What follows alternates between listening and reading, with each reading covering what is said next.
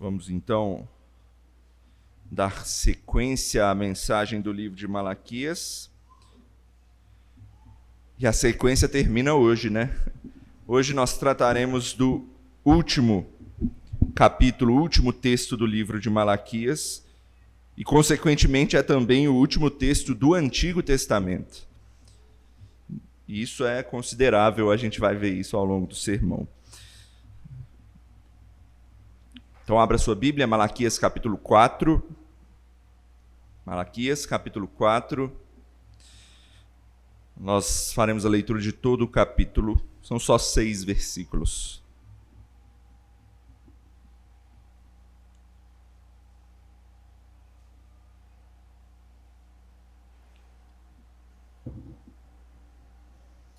Lembrando as crianças que ao mesa ao fundo tem uma atividadezinha que remete ao tema do sermão também dessa noite, para que as crianças também possam participar e entender a mensagem que o texto irá mostrar. Malaquias capítulo 4, versos 1 a 6. Acompanhe com atenção a leitura da palavra do Senhor, que diz assim: Pois eis que vem o dia, e arde como fornalha. Todos os soberbos e todos os que cometem perversidade serão como o restolho.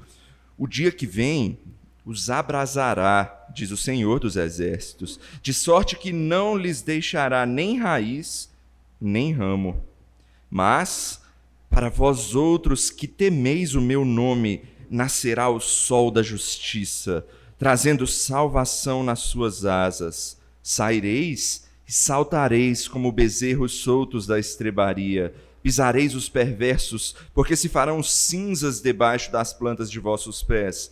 Naquele dia que prepararei, diz o Senhor dos Exércitos. Lembrai-vos da lei de Moisés, meu servo, a qual lhe prescrevi em Horebe para todo o Israel, a saber, estatutos e juízos. Eis que eu vos enviarei o profeta Elias, antes que venha o grande e terrível dia do Senhor. Ele converterá o coração dos pais a seus filhos, e o coração dos filhos a seus pais, para que eu não venha e fira a terra com maldição. Até aí a palavra de Deus, vamos orar. Senhor, obrigado pela caminhada que tivemos até aqui, nesse livro de Malaquias, ó Deus. Um pequeno livro, mas que tem tanto a nos ensinar, que mostra a importância de cultuarmos ao Senhor, de obedecermos ao Senhor de maneira correta. E hoje pedimos que o Senhor nos instrua por meio deste último texto, esse último texto desse livro, esse último texto também do Antigo Testamento, e pedimos, ó Deus, que o Senhor nos edifique e faça-nos frutificar, ó Deus, aprendendo por meio da palavra que aqui foi escrita. É no nome de Jesus que nós oramos. Amém. Então a gente está chegando a mais um fim de série de pregações em um livro da Bíblia aqui na nossa igreja. E finais de história sempre são importantes, a maioria das vezes são marcantes, para o bem ou para o mal, né? Tem aqueles finais que as pessoas normalmente não gostam, mas que fica marcado de caramba, acompanhei tudo e o final foi esse. Ou então tem aqueles finais que você se emociona e são marcantes. E às vezes eles são reflexivos, outras vezes são inspiradores, felizes ou tristes. E o que me fez me lembrar, já que aqui em Malaquias a gente encontra um pouco de cada coisa, me fez me lembrar de algo a respeito de finais de histórias, que eu estava conversando com a Carisa há pouco tempo, a respeito de histórias de contos de fadas que foram alteradas na história. Você deve conhecer algumas histórias de contos de fadas, por exemplo, dos filmes da Disney da vida aí, por exemplo, A Pequena Sereia ou Cinderela, e esses filmes que têm finais felizes, né? Que inclusive tem aquele clássico final de filme da Disney que sempre está escrito: e viveram felizes para sempre. São os finais inspiradores, né, que a Disney coloca. Mas você sabia que nos contos originais aos quais eles se basearam para fazer essas histórias, a ideia era completamente diferente? Por exemplo, no conto da Pequena Sereia, a ideia dos dois é a mesma, do original e do da Disney é basicamente a mesma, né? Uma sereia que quer sair do mar, ela se apaixona por um príncipe que é da terra e ela quer sair do mar e viver na terra e quer viver com aquele príncipe. Mas, para que ela consiga isso, ela vai até uma bruxa e paga caro para conseguir pernas para sair do mar. E então ela troca da sua voz, sua própria voz, e que o texto diz que era bela, para aquela bruxa, e então a bruxa lhe dá pernas em troca e ela vai para a terra encontrar com aquele príncipe. Na história da Disney, o final é o final óbvio, né? Apesar dos perrengues que ela passa e tudo mais, ela consegue conquistar o príncipe e eles, de fato, vivem felizes para sempre. Um final inspirador. Talvez a Disney queria ensinar aí para as crianças que elas devem lutar pelos seus sonhos e mesmo que pague caro, se você lutar, eles podem se tornar realidade. E não é à toa que o lema da Disney é justamente esse, né? Dreams come true, ou seja, sonhos se tornam realidade. Mas no conto original é bem diferente disso. A Pequena Sereia, ela vai, dá o pagamento, consegue as suas pernas e vai lá para a terra, se encontra com um príncipe e até se sente atraído, esse príncipe até se sente atraído por ela. Mas ele tem uma paixão platônica pela moça que o salvou de um naufrágio. Era ela, só que ela não tem voz para contar para ele isso, para mostrar isso para ele. E ela não consegue conquistar o príncipe no conto original. E esse príncipe se casa com uma outra mulher. E aí o tempo que a Pequena Sereia tinha, então, para conquistar o príncipe acaba. E acredite se quiser, ela simplesmente morre no final. Esse é o conto original. Um fim bastante trágico. Porque qual é a ideia? Na época, os escritores desses contos, a ideia deles não era inspirar as crianças que lessem ou que ouvissem essas histórias, mas era alertar para elas, fazer com que elas refletissem a partir das suas escolhas. Sobre, por exemplo, pagar caro demais para realizar seus sonhos. Mostrar para as crianças que os seus sonhos deveriam ser adquiridos por esforço e não por um passe de mágica.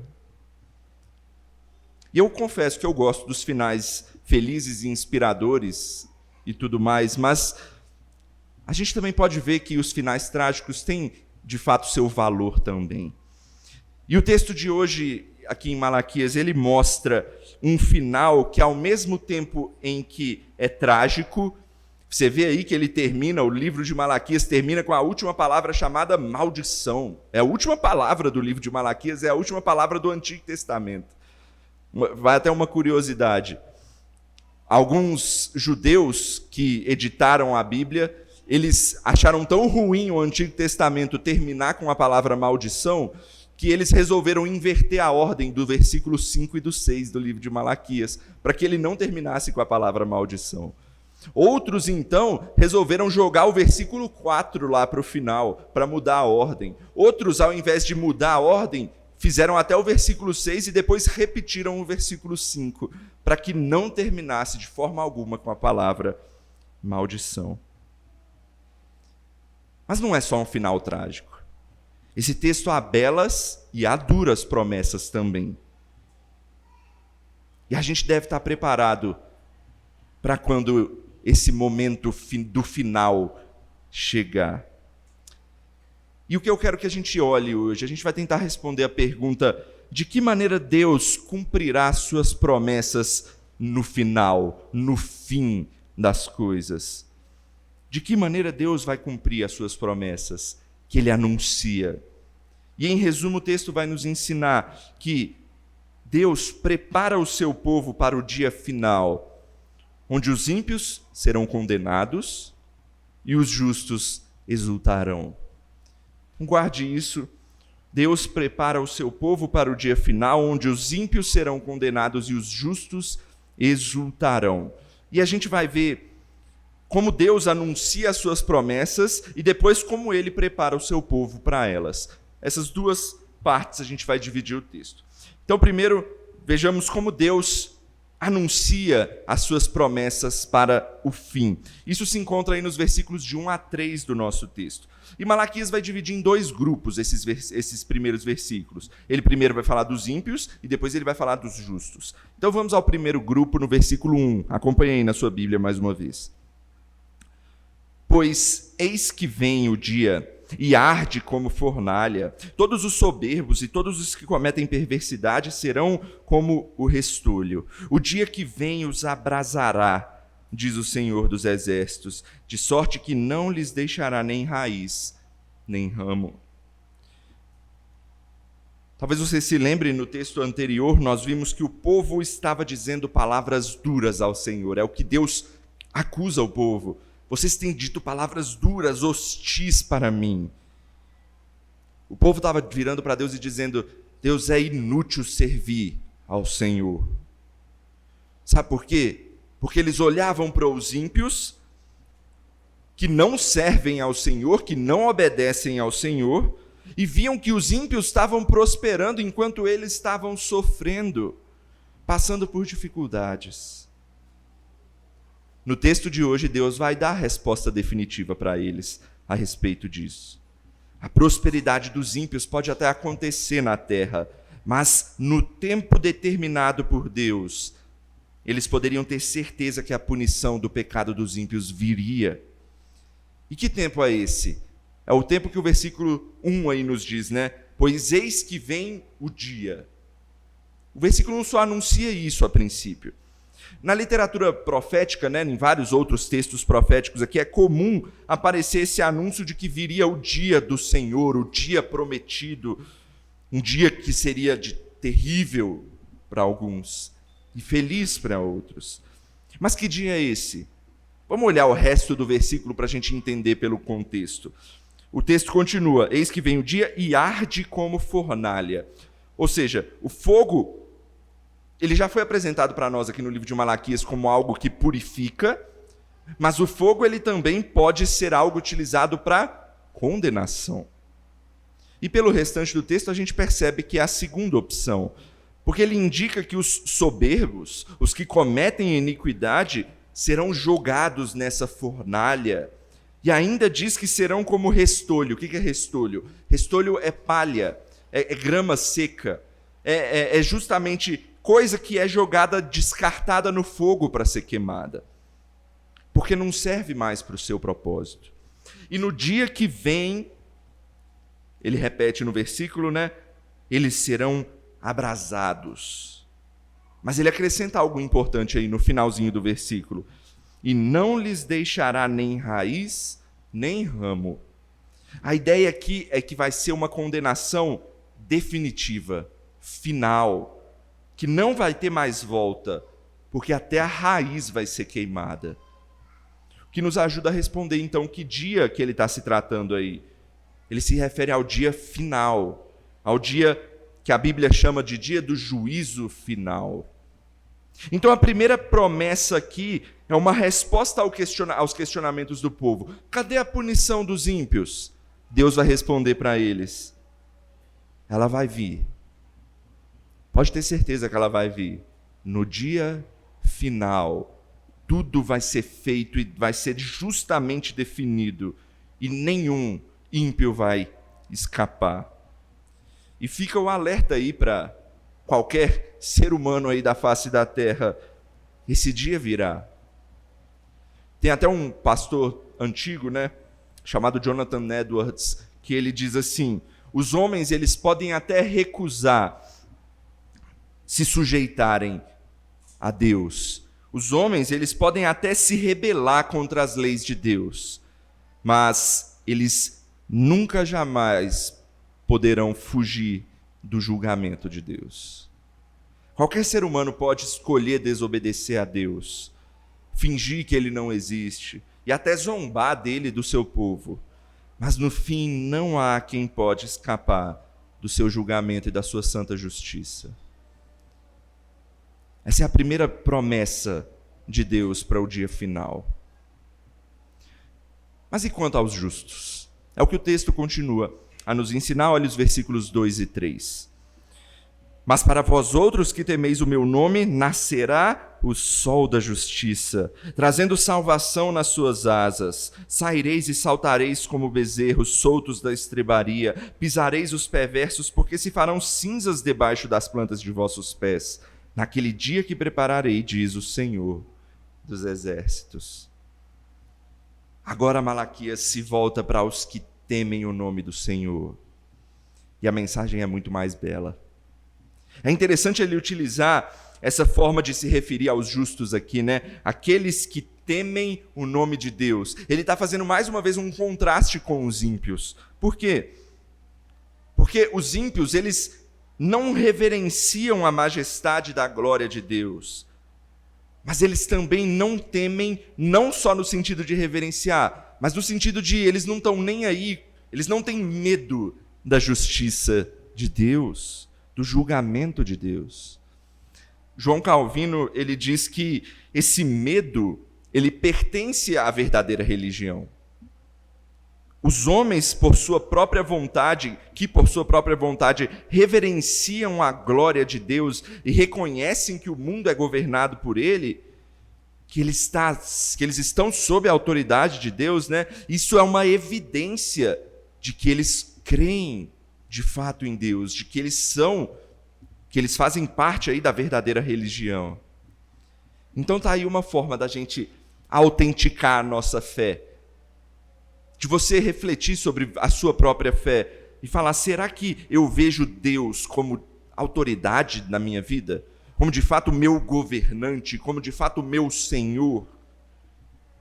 Será que eu tenho esse senso de obediência para com Ele, se Ele é meu Senhor? Que eu devo dar honra a Ele?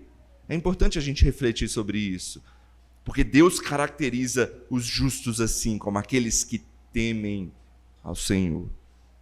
Os ímpios não temem. Mas dito isso, quais são as promessas para essas pessoas que temem ao Senhor?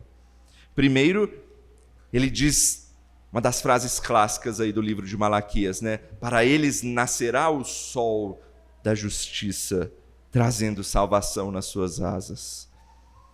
É até poético aqui, né? A ideia dessa poesia é porque na época no Oriente Antigo, se você procurar, existem várias formas artísticas que eles tinham de representar o sol, e o sol ele tinha asas de fato. Eles desenhavam nas suas estátuas, nas suas esculturas e tudo mais, um sol sobre um povo, e esse sol sempre tinha asas. E Malaquias talvez tenha usado isso como referência para dizer isso aqui. Mas o que isso quer dizer, né? Para os ímpios, esse dia, a gente viu, viria como uma fornalha, algo que queimaria, condenatório, né? Mas para os justos, o sol, ele não vai queimar. Ele vai ser o sol da justiça, que vai trazer, na verdade, salvação para o povo de Deus. A metáfora do sol da justiça diz muito mais até do que isso, né? Se a gente olhar o que o sol representa, é muito mais. Se não houvesse sol, por exemplo, não haveria vida. Portanto, esse sol, ele trará verdadeira vida para o povo de Deus. O sol também é um símbolo de alegria, né? Porque quando o sol vem, o que vai embora? As trevas vão embora. Então, é um símbolo para que o pecado vai ser extirpado desse mundo quando esse sol da justiça nascer no final. Isso combina muito com a segunda promessa que ele faz aqui para os justos. O versículo segue com: saireis e saltareis como bezerros soltos da estrebaria. A ideia aqui é de liberdade, sabe? Quando esses bezerros você abre a porta para o bezerro e ele sai da sua prisão ali e vai para o mundo afora pulando e saltando de felicidade. Que liberdade é essa? Liberdade do próprio pecado. O mundo diz que os crentes, eles são presos às leis de Deus, né? E por isso muita gente não quer servir ao Senhor. Por quê? Porque eles dizem que se sentem presos. Eles querem ser livres para fazer o que quiser. Não querem se submeter ao que a palavra de Deus diz. Mas para o verdadeiro crente, a gente vê que é o oposto disso, né? Porque a Bíblia nos ensina que o homem é escravo do pecado. Ele está preso ao pecado. E não há quem não consiga não pecar. Nós, nesse mundo, somos constantemente tentados pelo pecado, porque o pecado está encravado em nós. Mas quando o sol da justiça vier, o texto diz, nós seremos finalmente livres das amarras do pecado. Essa é a segunda promessa que o texto dá aos justos. Liberdade. A primeira é vida, a segunda é liberdade. E por fim, a última promessa está no versículo 3, né? Eles pisarão os perversos, porque se farão cinzas debaixo das plantas dos vossos pés. Os justos não mais sofreriam nas mãos dos seus inimigos e perseguidores, porque eles seriam completamente derrotados, é o que o texto aqui está passando para nós. Portanto, a última promessa dada por Deus é a de vitória total sobre a perversidade desse mundo. Meu irmão, você pode aguardar por tudo isso, essa promessa do dia final, com fé e esperança de que um dia o sol da justiça virá trazendo salvação e juntamente com ela vida, liberdade e vitória para todo aquele que teme o nome do Senhor. Essa é a nossa esperança. A nossa esperança no sol da justiça que virá. Já já a gente fala mais um pouco dele. Mas Deus não nos manda esperar sentados, tá? Ele quer que a gente esteja pronto, preparado para esse dia que vai vir. Então a segunda parte do texto vai nos mostrar como Deus está preparando esse dia e como nós devemos estar preparados para eles também, para esse dia também. E isso está nos versículos 4 a 6 do nosso texto, para a gente finalizar. Então, olha aí na sua Bíblia mais uma vez, como a gente deve estar preparado para esse dia, nos versículos 4 a 6. Lembrai-vos da lei de Moisés, meu servo, a qual lhe prescrevi em Horebe para todo Israel, a saber, estatutos e juízos. Eis que eu vos enviarei o profeta Elias antes que venha o grande e terrível dia do Senhor. Ele converterá o coração dos pais aos filhos e o coração dos filhos a seus pais, para que não venha e fira a terra com maldição. A primeira recomendação que é dada ao povo de Deus aqui é: lembrai-vos da lei. E ela não está falando só da lei de Moisés, né, do Pentateuco, porque quando ele usa o termo estatutos e juízos aí no final do versículo, certamente ele está fazendo uma referência a toda a escritura que eles tinham na época, né? No caso, eles tinham grande parte do Antigo Testamento na época. E para nós vai remeter a toda a escritura, de fato. E por que Malaquias aponta para a escritura? Porque por mais que o dia final já esteja planejado por Deus, e esse dia virá, a lei permanece até lá. Até que o fim chegue, Deus exige obediência no seu povo. E o verbo lembrai-vos aí é característico. Esse verbo ele é usado 13 vezes no livro de Deuteronômio. Talvez seja o verbo principal ali daquele livro. E o que isso importa? Deixa eu explicar. Deuteronômio é um livro que é o último livro que Moisés escreveu do Pentateuco, né? Ele foi escrito em um momento específico, o momento em que eles estavam a ponto de entrar na Terra Prometida depois de ficar um tempão andando no deserto. E Deus ali manda Moisés relembrar a lei para o povo, para que quando eles entrassem na Terra Prometida, o povo estivesse com a lei, com a aliança fresca na cabeça deles. Ou seja, Deus renova a sua aliança com o povo naquele texto. Então é como se Malaquias estivesse dizendo, sabe essas promessas feitas aí por Deus que eu acabei de falar? Elas vão se cumprir, mas vocês precisam estar preparados. Como? Guardando a aliança com Deus. E a aliança envolve obediência à lei do Senhor. Então esse versículo 4 aponta para trás, aponta para uma aliança que foi feita para que o povo se lembrasse dessa aliança e continuasse a guardá-la. Mas agora os versículos 5 e 6 vão mudar um pouco isso, porque eles não vão apontar para trás, mas eles vão apontar para frente. E eles teriam de se guiar a partir de uma mudança que aconteceria. Vamos tentar entender isso. Olha aí, o versículo 5 diz que o profeta Elias seria enviado antes que esse grande e terrível dia viesse. E isso teria de servir de sinal para esse povo. Bom, quem é Elias? Quem veio na aula de escola dominical hoje de manhã já aprendeu um bocado dele.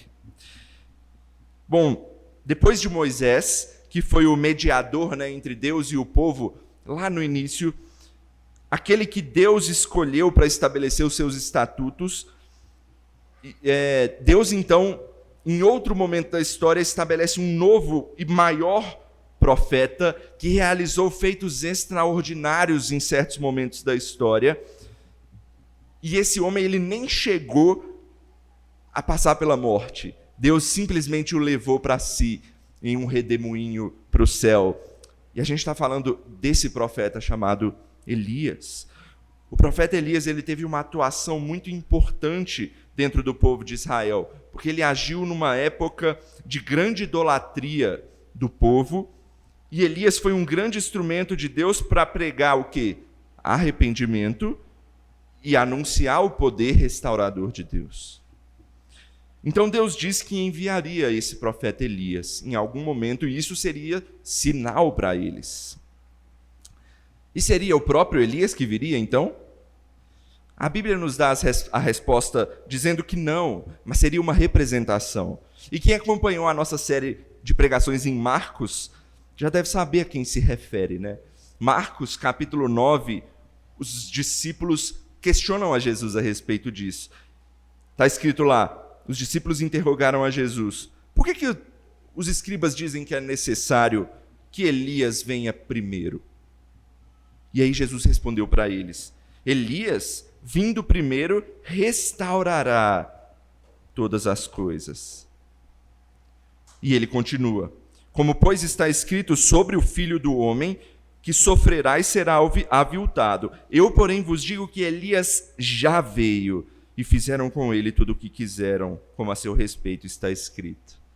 Então, quem é esse que veio antes do Filho do Homem, que veio antes de Jesus, pregando uma mensagem de arrependimento e restauração, mas que sofreu um fim trágico? Fica óbvio para nós que está se tratando de João Batista. Ele era a representação de Elias que viria. E Malaquias diz que a mensagem dele seria uma mensagem que converteria o coração dos pais aos filhos e o coração dos filhos a seus pais, para que eu não venha e fira a terra com maldição. Ou seja, seria uma mensagem de restauração e salvação, de arrependimento. E vocês se lembram qual que era a mensagem que João Batista pregava? A Bíblia diz que ele pregava o batismo de arrependimento para a remissão de pecados, e que após ele viria alguém que seria maior. Ele estava preparando o caminho para esse alguém que viria e batizaria o povo com o Espírito Santo. E quando ele viu Jesus, o que João Batista disse para Jesus? Eis o Cordeiro de Deus que tira o pecado do mundo. Certamente, o povo a quem Malaquias está escrevendo aqui, eles não sabiam de nada disso, tá? Eles estavam no momento atrás na história. Era uma mensagem para eles, para que eles tivessem fé nesse alguém que viria, que eles poderiam confiar que esse dia ia chegar e essas promessas maravilhosas que Deus dá ao povo dele seriam cumpridas. Mas eu não posso parar e pregar só até aí porque foi o que foi escrito para eles. A gente já sabe o que aconteceu. Nós temos a revelação completa de Deus na nossa mão. A gente pode vislumbrar a mensagem completa e contemplar a obra magnífica de Deus aqui. E isso vai nos trazer ainda mais confiança para que esse dia final que ainda vai vir, vai chegar exatamente como Deus diz que vem. Então, se o versículo 4 aponta para trás, para a guarda da aliança, os versículos 5 e 6 vão apontar para frente, para alguém que viria mudar as coisas. E perceba, a mudança era uma restauração, uma palavra de arrependimento e salvação necessárias para quê? Para que Deus não ferisse a terra com maldição, que é como o livro de Malaquias termina. Mas perceba, não é só o livro de Malaquias que está terminando aqui. Essa é a última mensagem de todo o Antigo Testamento. Depois daí, não teve mais nenhuma revelação de Deus, até que quem apareceu? João Batista. É como se Malaquias estivesse dizendo, se algo não acontecer, a terra vai ser inundada em maldição pelo pecado dela. Então, aguardem esse profeta que vai vir, porque ele vai anunciar o que é necessário para que Deus não fira a terra com maldição. E então vem João Batista e anuncia, eis o Cordeiro de Deus que tira o pecado do mundo. A terra, meu irmão, não mais vai ser ferida com maldição, porque alguém cumpriu a lei da aliança de forma completa. Um cordeiro perfeito que limpa e tira o pecado do mundo. E olha como a Bíblia se completa de uma maneira ainda mais bela. Sabe como é que o apóstolo João, lá no início do seu evangelho, fala de João Batista? Ele diz assim, capítulo 1, versículos 6 a 9. Houve um homem enviado por Deus cujo nome era João Batista. Este veio como testemunha para que testificasse a respeito da luz, a fim de todos virem a crer por intermédio dele. Ele não era a luz, João Batista não é luz nenhuma, mas ele testifica a respeito da luz, a saber, a verdadeira luz que vinda ao mundo ilumina todo homem. A esperança final do livro de Malaquias e do Antigo Testamento já veio. João Batista anunciou o sol da justiça. E o nome dele é Cristo Jesus. Aquele que cumpre a lei perfeitamente por nós, se entrega como um cordeiro na cruz do Calvário para trazer perdão e salvação a todo que nele crê. Você quer estar preparado para o dia final que vai vir ainda? A mensagem para nós é clara: viva pela fé no Cordeiro de Deus que tira o pecado do mundo. Somente Ele pode conquistar as promessas feitas por Deus para você. Ele é o único caminho.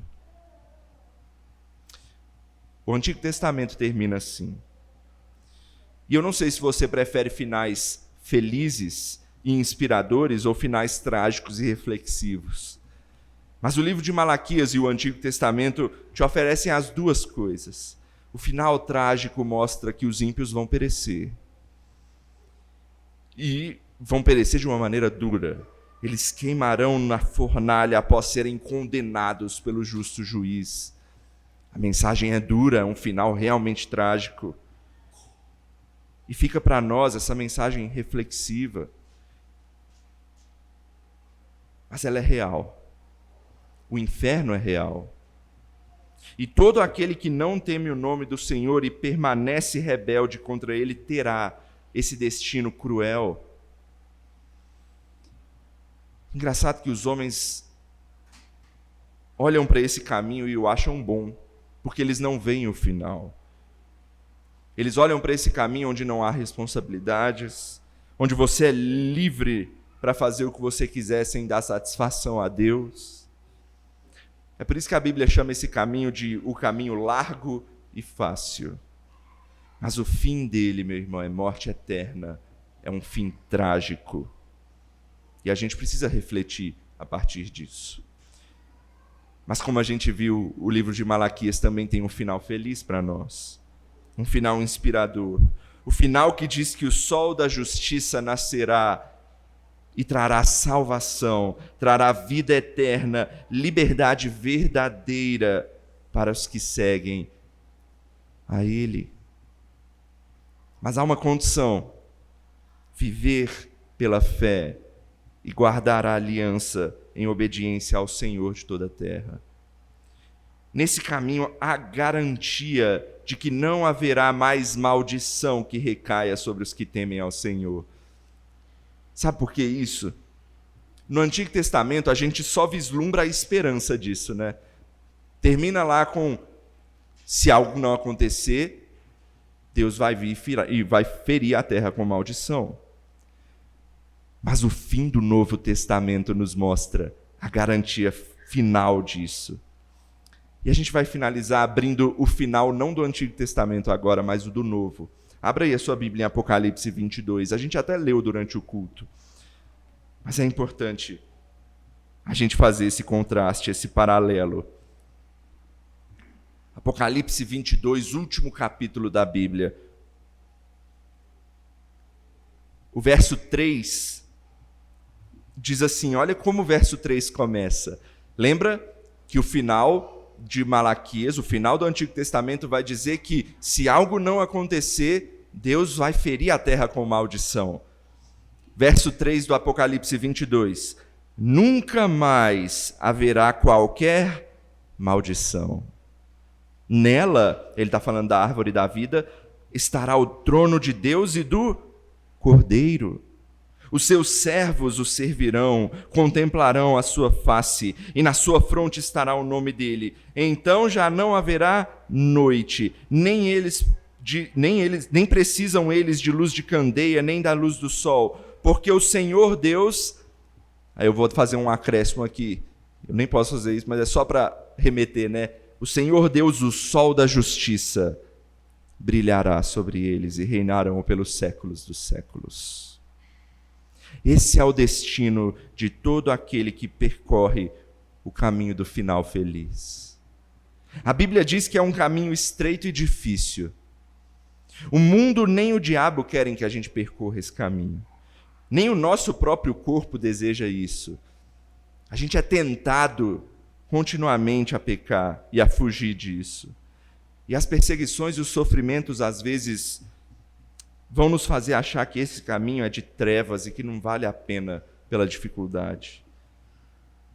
Mas a Bíblia nos diz, confie, saiba que o sol da justiça é contigo. Ele desde já te ilumina, te aquece, e o que te aguarda é no fim, literalmente o fim de toda treva e maldição. Meu irmão, a mensagem final para nós desse livro é: creia em Cristo, se agarre em fé a Ele. Só Ele é o caminho que nos leva ao final feliz. Vamos orar?